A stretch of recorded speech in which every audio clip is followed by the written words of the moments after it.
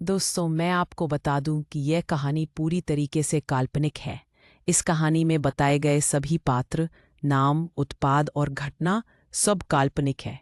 कहानी शुरू करने से पहले मैं आपको बता दूं कि अगर आप हमारे द शाइनिंग स्टोरी बुक पढ़ी नहीं है, तो कृपया करके हमारे चैनल को सब्सक्राइब करें, लाइक करें और सभी के साथ शेयर करें और हमारे चैनल को ढेर सारा प्यार दें।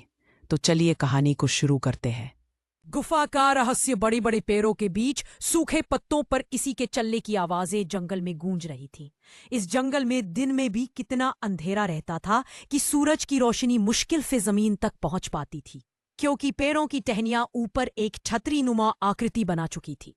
इतने भयानक जंगल में कोई दिन में भी आना पसंद नहीं करता, लेकिन ये इंसान क्यों आया था इस जगह पर? उस आदमी का चेहरा गोल था, लंबी मूछें थी और सिर पर टोपी थी।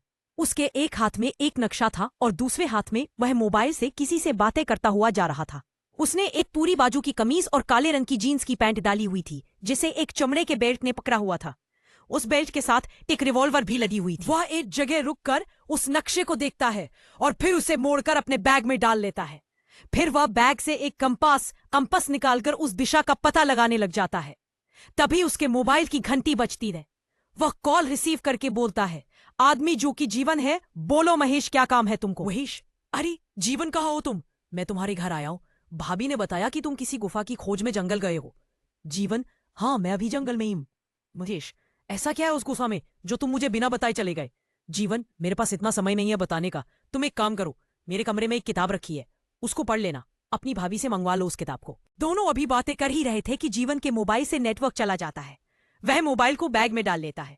महेश उधर हलो हलो चिल्लाकर फोन काट देता है। जीवन फिर से कंपास के सहारे तेज कदमों से उस गुफा की तरफ बढ़ रहा था। उधर घर पर महेश, भाभी वो किताब देना जो जीवन के कमरे में रखी है। कुछ समय के बाद मालती, जीवन की पत्नी, वह किताब लेकर आती है। उस किताब के बाहर के कवर पर एक गुफा का मुंह छपा हुआ था। उस गुफा के मुंह के ऊपर लिखा था, शापित गुफा। उस किताब को महेश मालती भाभी से लेकर पढ़ने लग जाता है। जीवन की पत्नी मालती महेश के लिए चाय बनाने लग जाती है।